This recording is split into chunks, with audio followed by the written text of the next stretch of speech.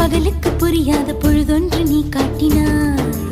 இதயத்தில் நீ இருப்பதனால் நான் தூங்கும் நேரத்தில் என்னுள்ளே தூங்காமல் நெஞ்சுக்குள் வாயாடினாய்.